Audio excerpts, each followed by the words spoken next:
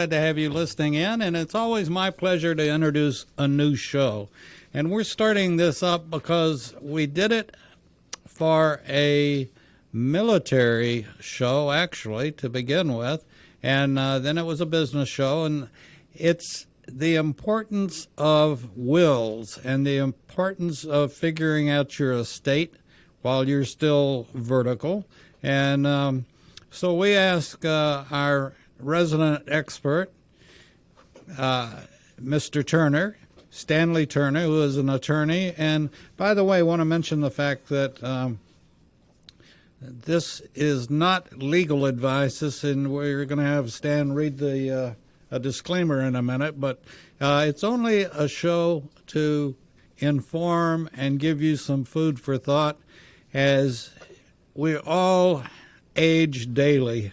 And at some point, we all need a will or need a trust, or our estate needs to know what to do when we're no longer around bothering our kids or whatever it happens to be. But anyway, we felt like there was a definite need for a show like this. And so today we're welcoming Stanley Turner, and he'll be doing this every Wednesday from now until I need a will.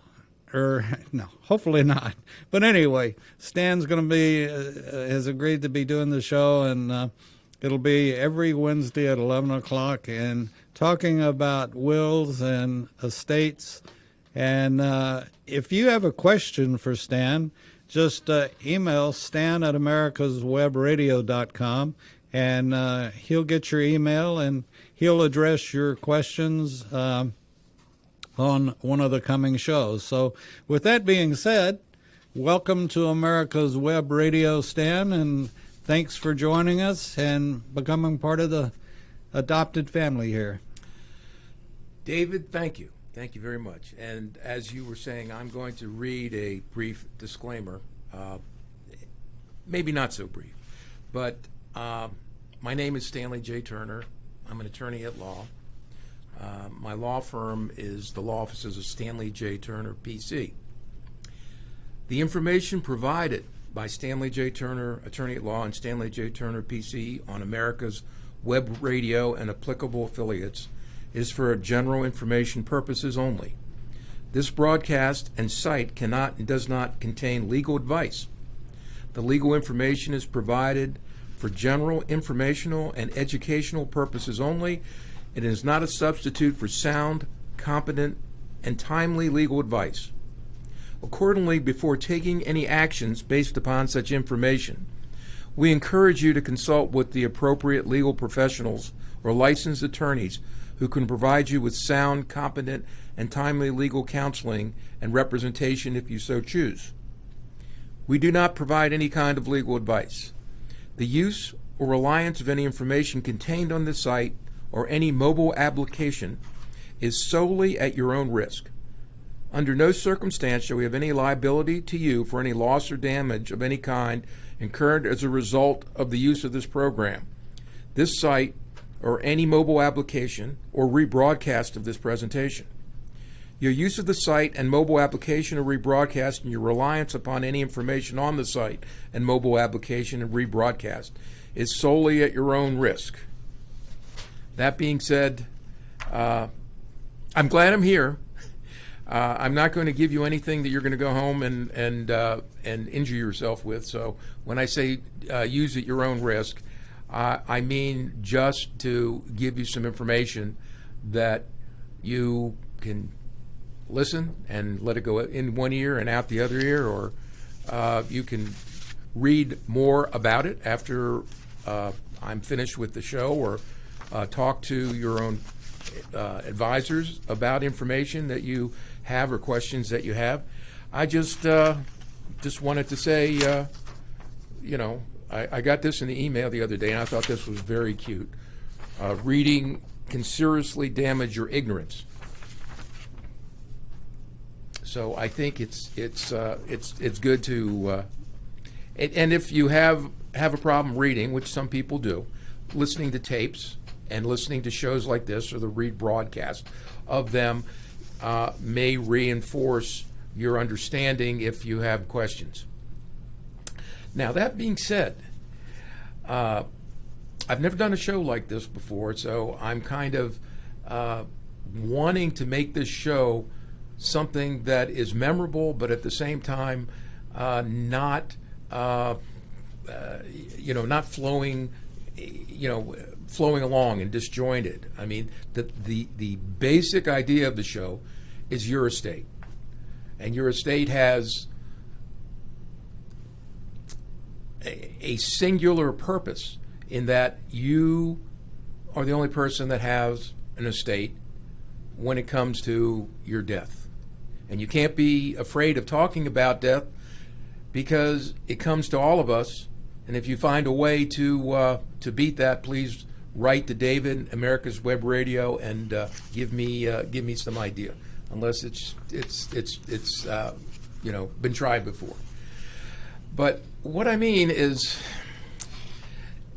I'm an attorney, and when you come in to see me about talking about your estate plan is going to be based upon what you need to do to necessarily not satisfy legal requirements of an estate, because the estate itself doesn't have a legal being. It can't be sued.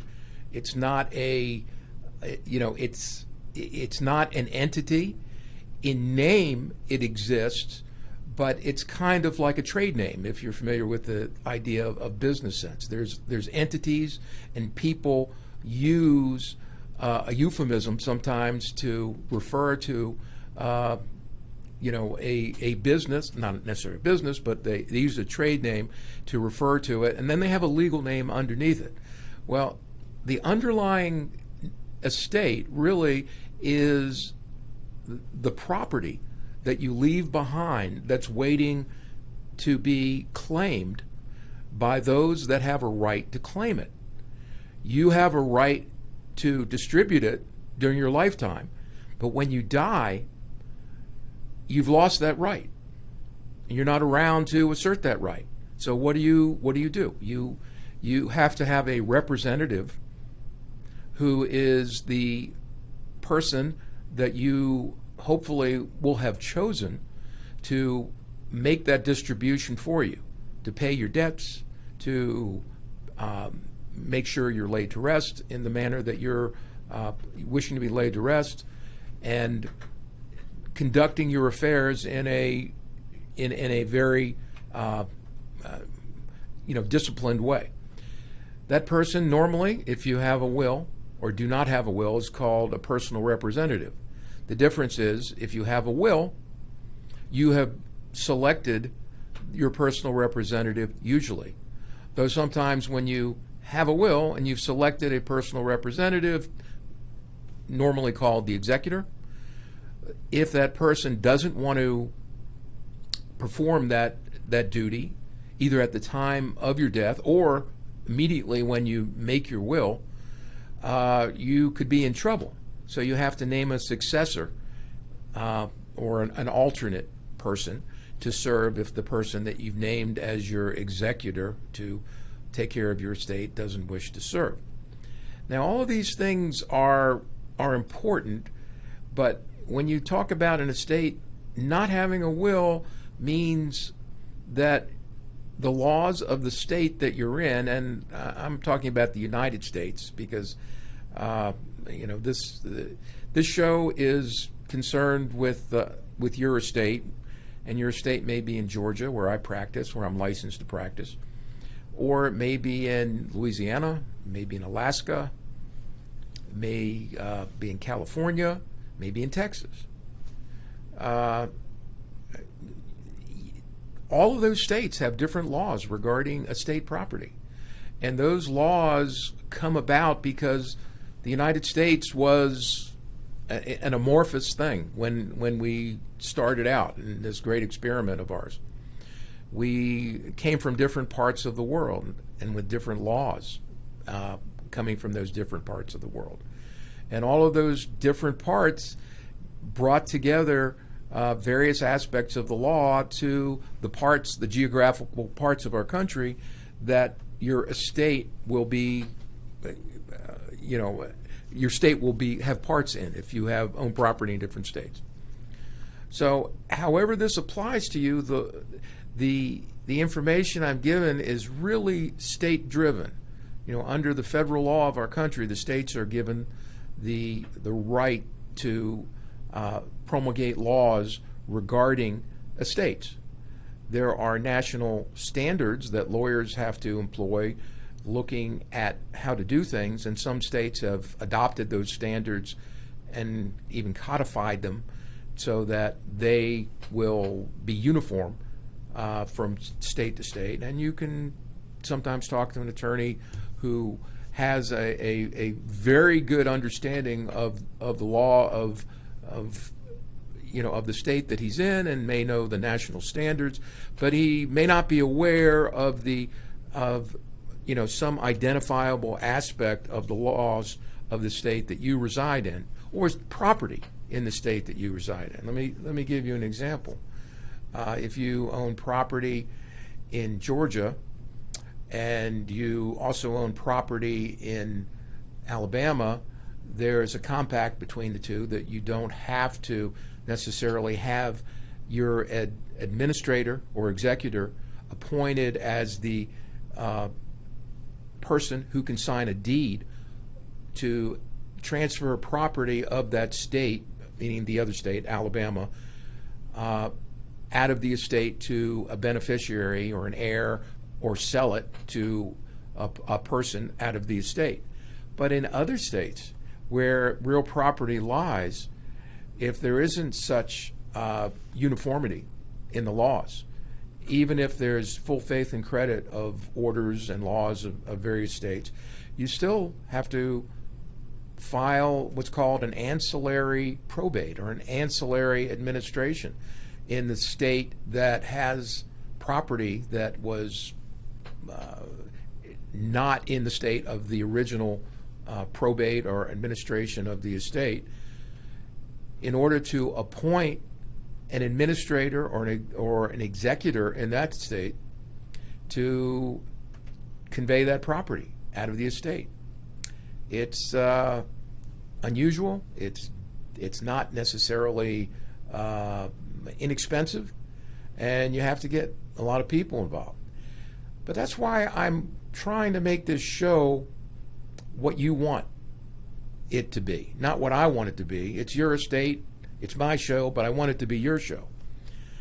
There are aspects of probate law that I'm not an expert in. There are aspects of probate law that I'm pretty experienced. I've been practicing law for 40-some years, primarily focusing on probate and fiduciary law for the last 24.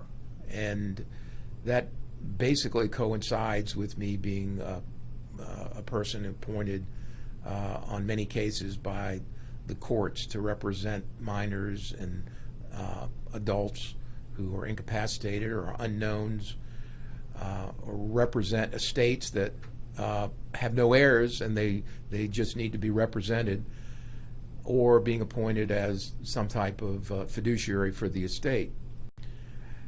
And I've seen a lot of situations, and I'll try to draw on that if it comes to that. But I want to make it clear that your estate has a singularity in that it's your estate. Your estate is going to be defined and represented by how you do that. Shortly, we're going to take a break, and I will get into more details about comparisons about how to do that. But I just want you to know that hopefully we'll get into the estate planning basics during these shows and talk about living trusts, charitable giving from your estates, maybe some retirement account planning, and duties of trustees and executors. So I wish for you to keep in mind that I'm going to be very broad with my topics in the show. Hello, I'm Dr. Mike Karuchak. Have you ever wondered what doctors talk about amongst themselves? If you do, join us on the Doctor's Lounge and hear the doctors' conversations amongst themselves. Join me and my co-host, Dr. Hal Schertz, every Thursday morning, 8 to 9 a.m.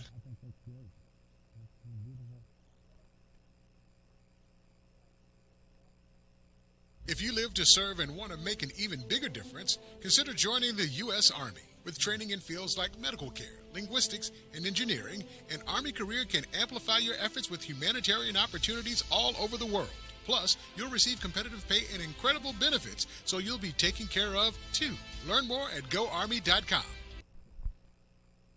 And again, you're listening to America's Web Radio and a brand new show. And Stanley's already blown me away. He's doing a great job. And we're talking about your estate and how important it is to, you know, we do a lot of shows, Stan, that the importance of, you remember the old sign that said plan, and then a head was sort of dropping off at the right corner or the right side of it? I don't know if you've seen that before, but everything, you know, whether it's today, a lot of people are buying weapons and becoming their first responder themselves, and that's all well and good, but you have to have a plan. And just like with your estate, you have to have a plan. And this is one of the things that I think you would agree with that, that's basically what a will is a plan for after I die. And Stan's doing a fantastic job. And if you have questions for Stanley, just drop us an email, stanley@americaswebradio.com, and he will get it. We won't even see it. He'll get it directly from us to him. And any question you might have about your estate, please don't hesitate to drop us a line. So with that, back to Stanley. Thank you, David. David, what you said is very, very true and very, very apt, because I think of estate planning as your defense, as your shield against interlopers taking your estate away from you, whether it's in life, because you have that protection. You've made your choice. You've stood your ground. You've gotten busy living because you've gotten the idea and fear of dying out of your mind by meeting it head on and making an estate plan that is your bulwark. It is your defense. It can be breached, you know, if you're not careful. You don't make an estate plan in 1992 and say, my goodness, I'm protected. I love my kids. I love my wife, or one of them. The one I have now currently. I'm married to one wife and I love her, and I'm just making a cheerful joke. But you want to update your will. You want to update your estate. Laws change. I'm not going to compare it to weapons. Weaponry changes. But your attitude to how you use what you have and what you employ as in a legal sense should be that you're defending what you have against people taking away from you, whether it's through taxation or from I'm not saying creditors, you know, that you legitimately owe money to, because when it comes to your estate, and I mean there are aspects of your estate called estate protection, and sometimes estate protection can be overly focused upon by someone who wants to protect themselves from creditors, and there are laws of different states, and Georgia is not one of them that gives you the type of protection that other states like Nevada and Alaska may give you in some respects. But that's not the topic I'm talking to you about today. I want to basically explain, why do you need estate planning? Because death is difficult. It's difficult to talk about. Planning is difficult. It's hard to plan for this show because it's so difficult. There are so many aspects of estate planning that I don't know what you want to focus on, and I can give you a simple answer, what to focus on initially. But I vigorously want to tell you that you have to make difficult decisions about estate planning. And a lot of it is tempered around how you want to live. The good thing about estate planning is it gets it out of the way. How you want to live is going to be based upon your health, your enjoyment of life, your enjoyment of what you have, your expectation that what you have will be passed along in an orderly succession to those that you care about or those that you feel deserve it. If it's to a charity, it's those that you feel will benefit by what you have, and that you can take to your heart for something that you feel that you've served. If you've served in the military, you may want to devote money to some military aspect, USO, or to wounded warriors, or I'm not trying to name drop and tell you who to go to, but you have it in your power to estate plan to do that. If you feel strongly about it, the only way to make that done is to get it done. So as Morgan Freeman said in The Shawshank Redemption, you got to get busy. If you're not busy living, you're busy dying, or some such thing as that. But the idea is, let's talk about preparing for your estate. Well, when you go see an estate planner, an attorney, a financial person, you want to know what they do. You want to know what they charge. You want to know how they charge. You want to know how you can be prepared to identify those things that you need estate planning in, and what you can do yourself.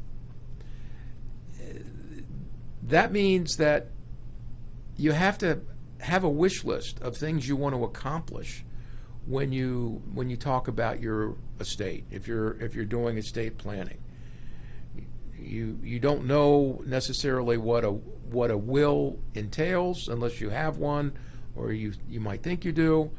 You might not understand what a trust does, though you may have one.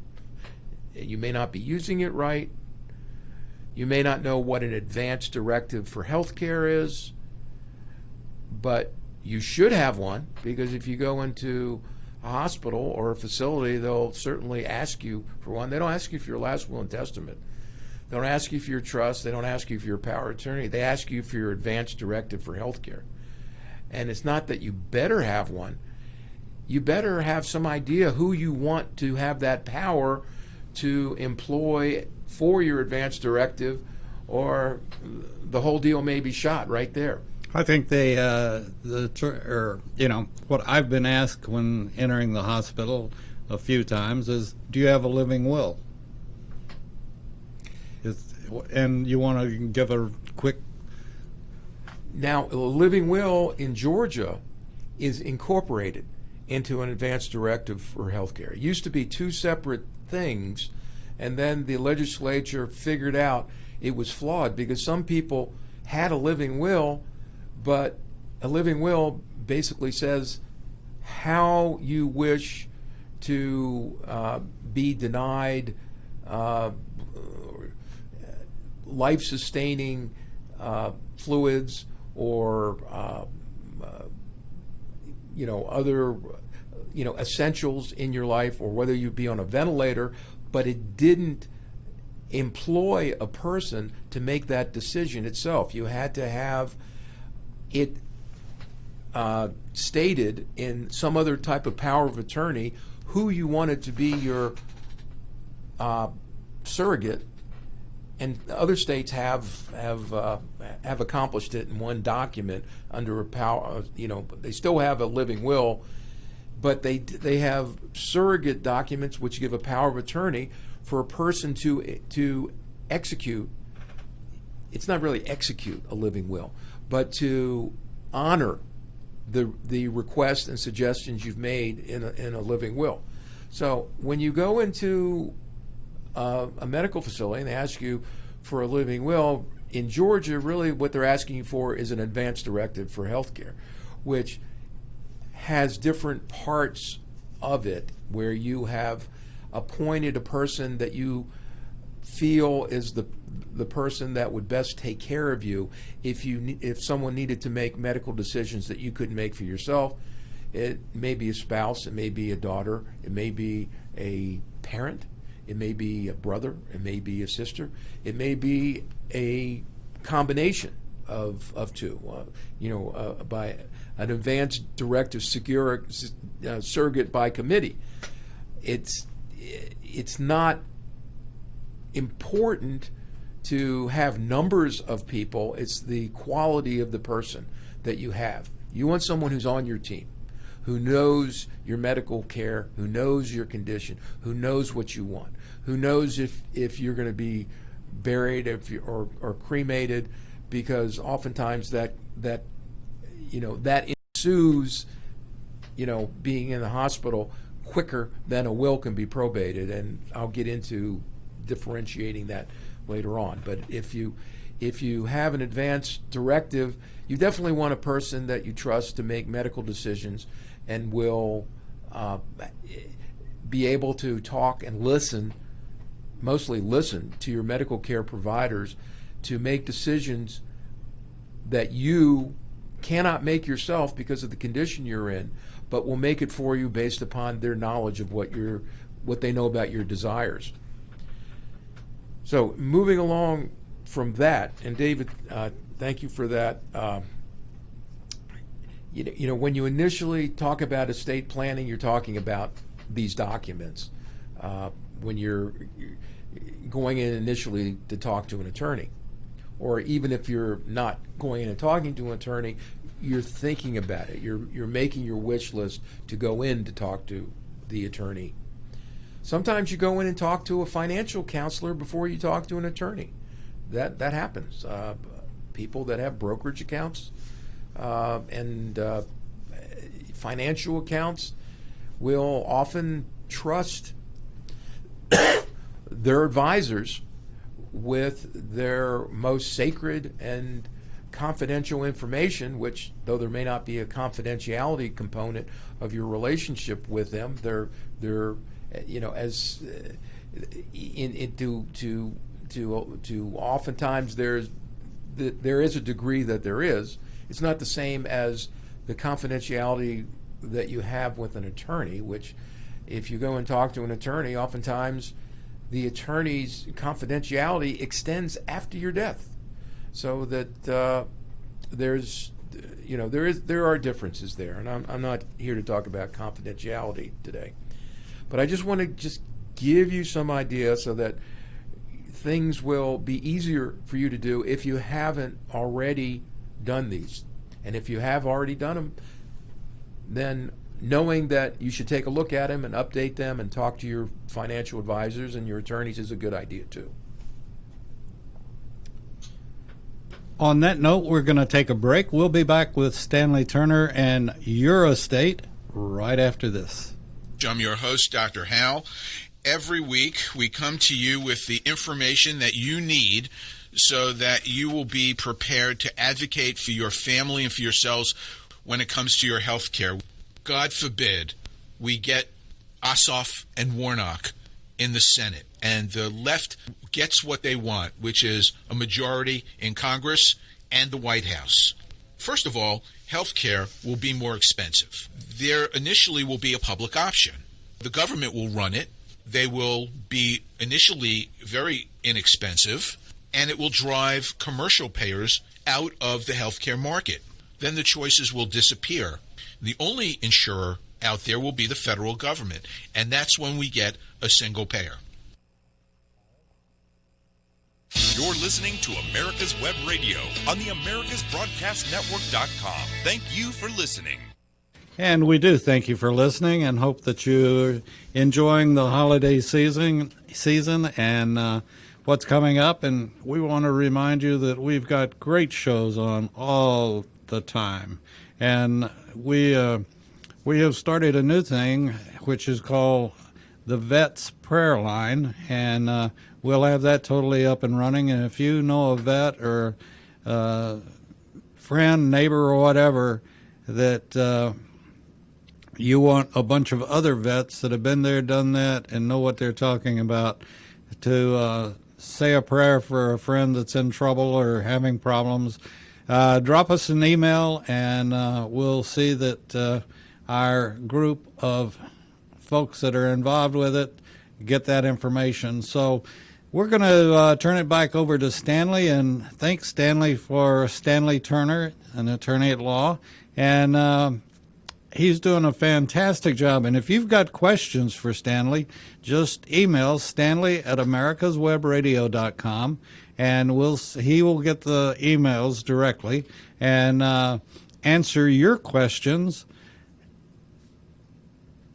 on the next show or whenever we get it. But keep in mind, it's going to be a very broad type answer. We're not practicing law on this show at all. We're only giving Stanley's only giving advice and sort of making you and myself think about where we're at and what needs to be done next. So with that, back to Stanley. Thank you, David. Thank you again. And on the note, today is December 2nd, 2020. It's the 238th anniversary of Napoleon Bonaparte being sworn in as the Emperor of France. And we can thank him for the Napoleonic Code, which, of course, if you're living in Louisiana, you still have to deal with as far as the canons of that code.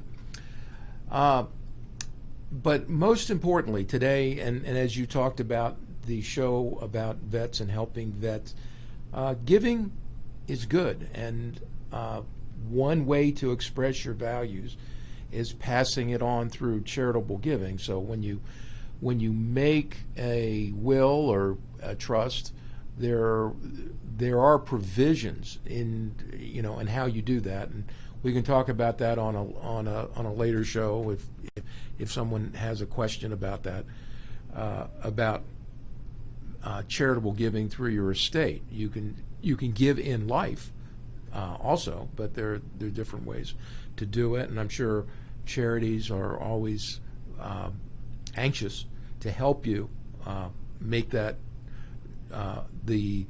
make those provisions correct when you set up an estate. And talking about setting up an estate, I think one of the things, and I'm concerned about, because there are so many lawsuits that are involved in our everyday life, that we've become such a litigious society. And when you have a lawsuit, it's up to a judge to make a decision, and it's not necessarily that he's not following the law, but he will make the decision, and it's up to him. It may be up to a jury of your peers, and that is certainly another aspect of our legal system. But it takes so long to get through the legal system, and the thing about not being prepared by having your estate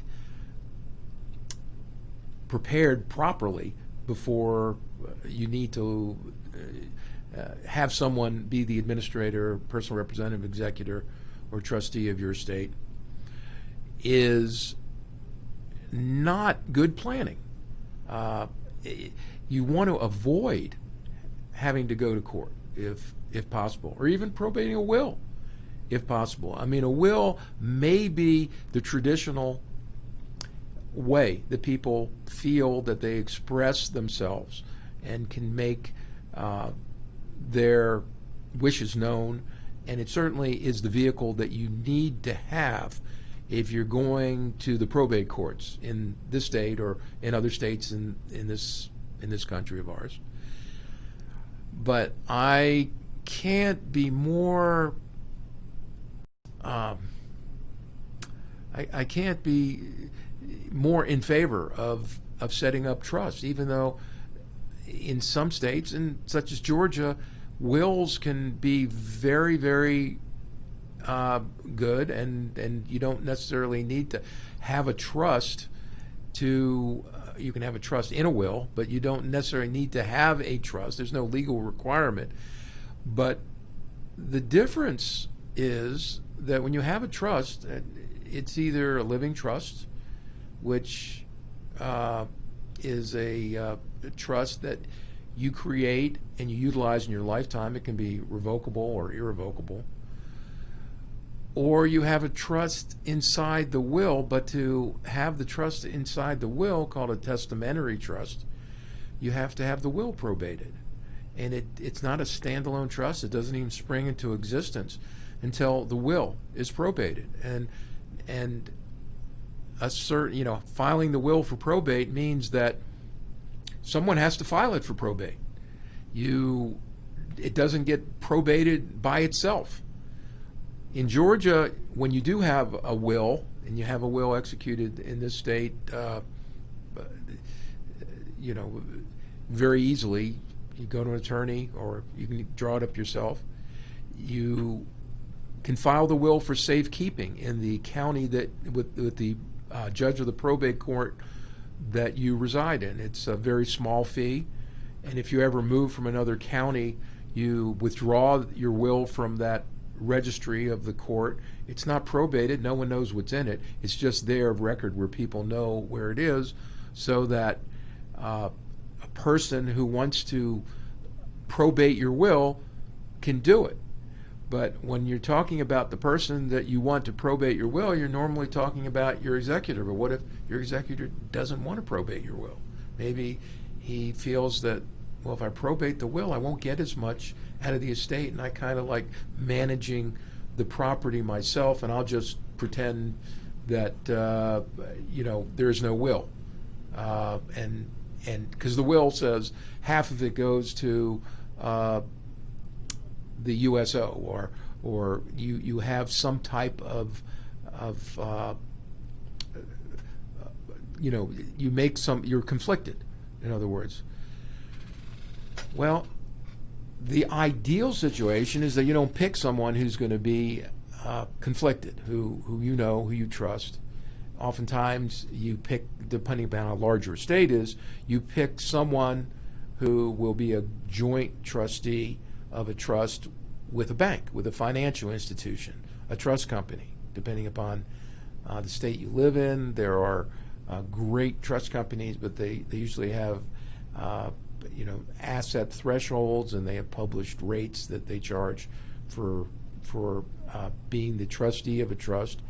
And you have to decide if it's worth it, one, to set up a trust, two, have it set up where you're not, well, actually, when you set up a trust, there are usually no ongoing fees that you have, because in most cases, when you set up a revocable trust for yourself, the idea is to set up a revocable trust that you're the beneficiary, that you're just setting up the trust that you'll have successor trustee appointed only in two events. One, you become incapacitated, in which case the successor trustee would be an interim trustee until your incapacity has gone away and you can return to being the trustee, or in the case of your passing away. And when you die, the person that you name as the successor trustee is going to have not a revocable trust, which is usually the type of trust I'm talking about here, but the revocable trust becomes irrevocable. And you have a trustee appointed of an irrevocable trust that can't change anything, though in certain states you can have provisions that you can have persons appointed who would protect the trust in case there's changes of law that may be beneficial to the beneficiaries of the trust. But the difference is, unless you have to go to court, let's say to modify a irrevocable trust after you die, you don't have to go to court like you do when you file a will for probate. And when you file a will for probate, the courts have to serve all the beneficiaries, serve all the heirs, depending upon how many next of kin there are in your life that have to be served. If someone is hard to find or hard to serve, that can delay the even the most initial aspects of probating the will for an indeterminate amount of time, in which case it becomes more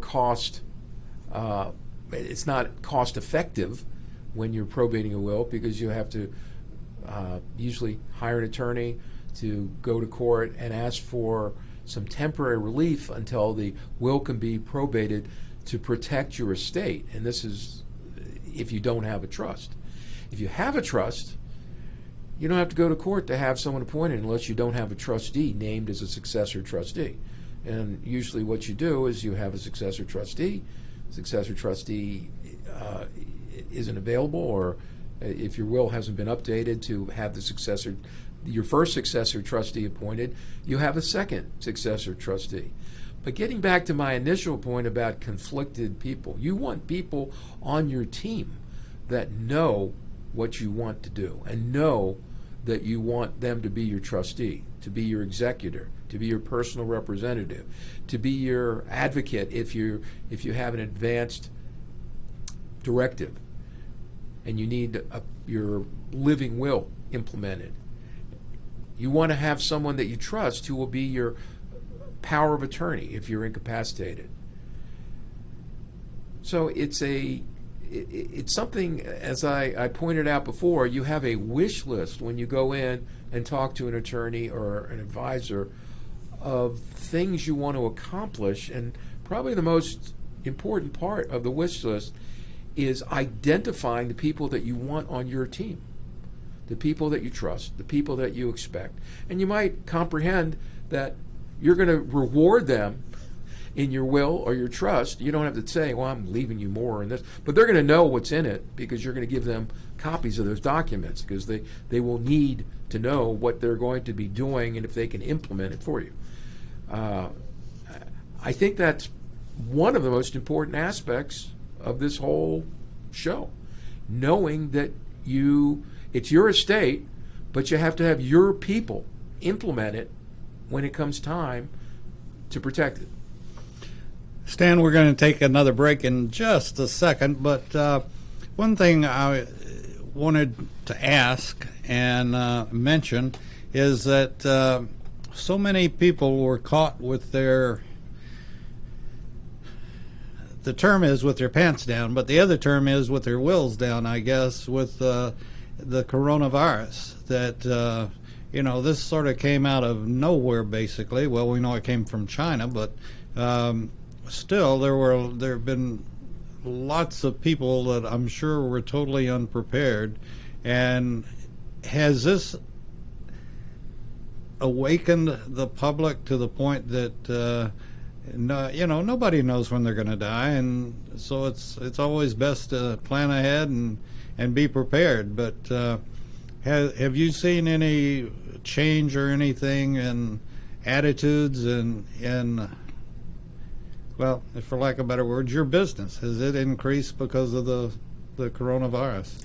Well, I practice in Georgia, and it's pretty much been the same. I think Georgia has, I'm going to say Georgia has been one of the best states in the country to be facing this pandemic with a stiff upper lip, as Winston Churchill would say, because we have not necessarily a frontier mentality here, but we have a facing the tasks at hand that threaten us with vigilance and dedication and working together very well.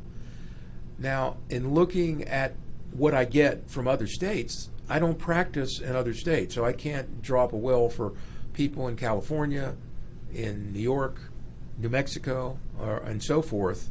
I have to refer them to other attorneys. I get a lot of emails from people around the country asking me, will I do a will for them, and I can't. But if I can refer them to somebody, I will. But I tell them to call their state bar and to look for someone who's licensed to practice and will give them competent, sound, and timely legal advice and draw whatever documents they need. Okay, we're going to take our last break, and then we'll come back and finish out the show with Stanley Turner and Your Estate. Whether cruising the strip in a 57 Chevy or taking the family on a vacation in a 71 Oldsmobile Vista Cruiser, you need to tune in to Classic Cars with Steve Ronaldo and Jim Weber every Saturday from 8 to 9 a.m. on americaswebradio.com. My name is Kyle Hayes, a motorsports student at Alfred State College. Every year, Alfred State students compete in the Great Race, which is a cross-country time endurance rally for vintage vehicles. As you can imagine, it's pretty costly. I'm asking for your help. Your donation can make it possible for these students to live their passion and promote the vintage automobile industry. Please visit our site at give.alfredstate.edu and search Great Race to learn more and help us reach our goal. Thank you. You're listening to America's Web Radio on the AmericasBroadcastNetwork.com. Thank you for listening. Okay, we're going down the home stretch, and I'm feeling at home here. I'll hate to leave you when I leave here today, and I'll be looking forward to getting any questions that you have and addressing them as well as I can on the next show. In order to leave you with something to help you advance the cause of looking at your estate plan and documents, I'll just sort of go over a list of things that, of course, you'll need to be prepared to give when you identify the types of documents that you want to draw up, whether it's a will or a trust, advance directive, power of attorney.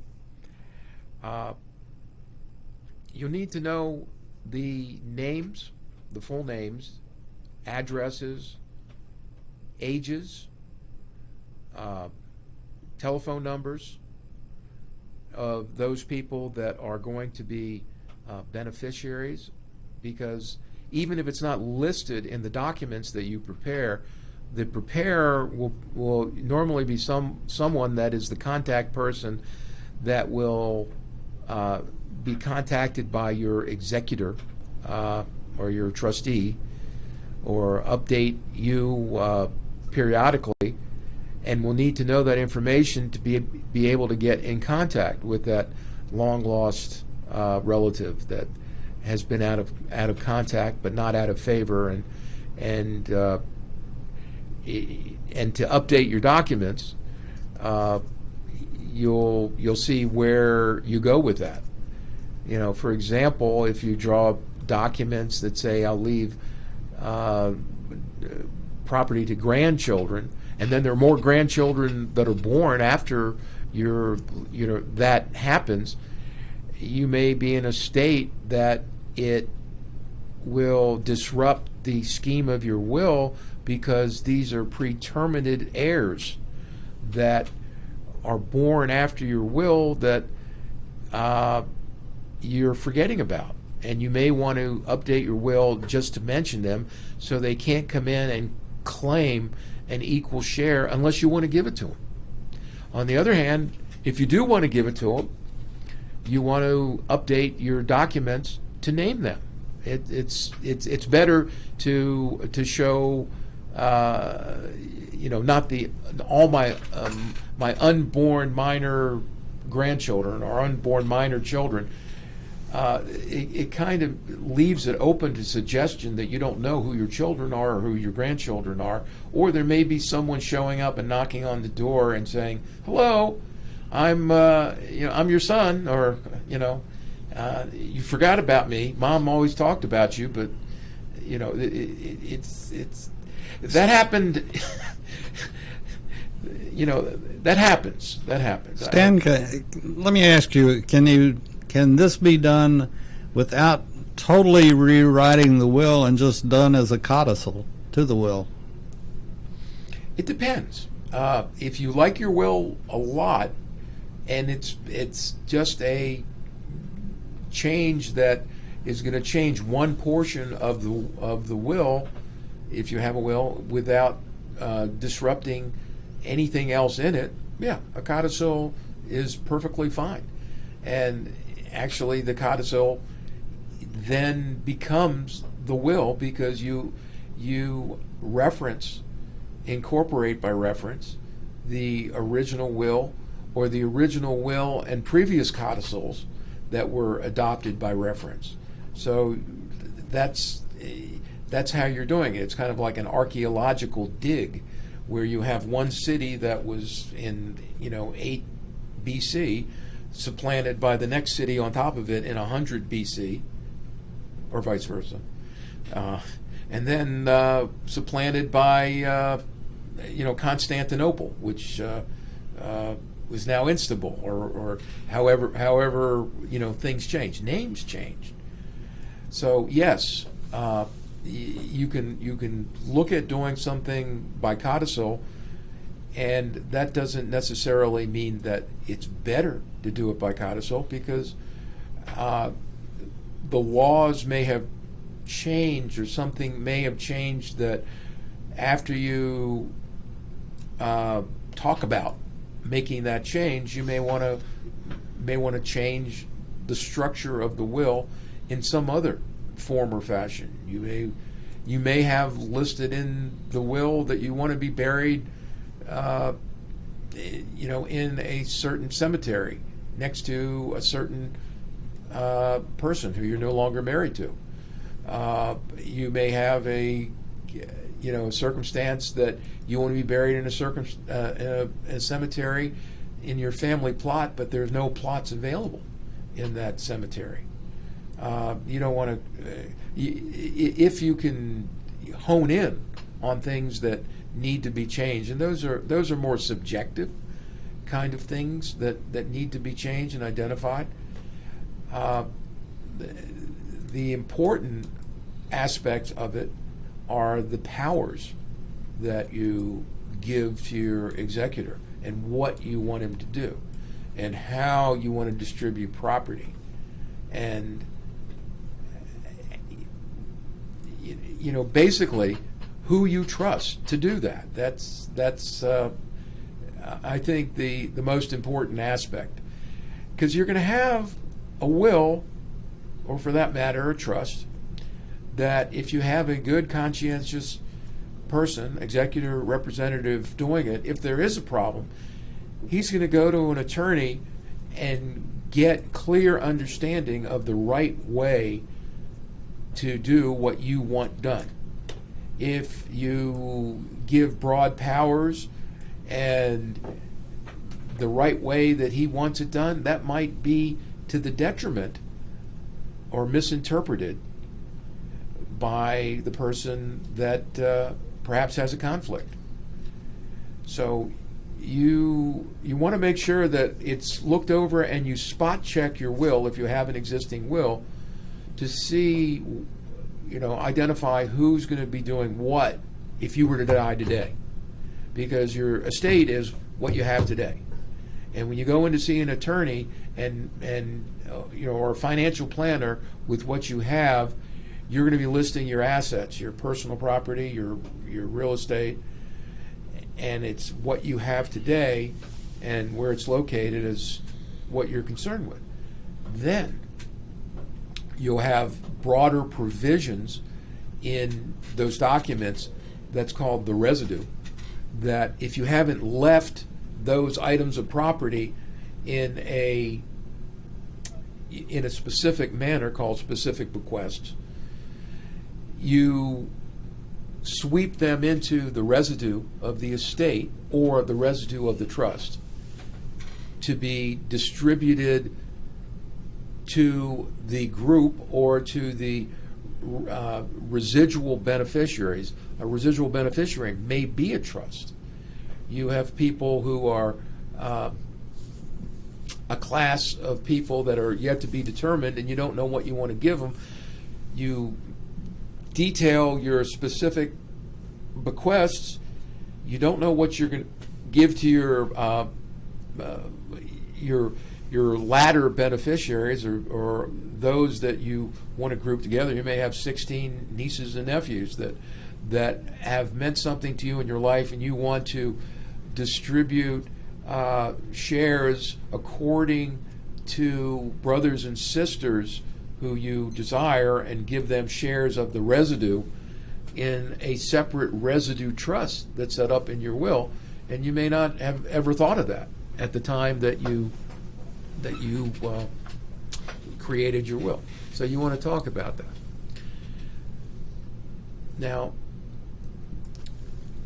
I'm going to go back to the idea of a trust versus a will, because there's a lot to be learned about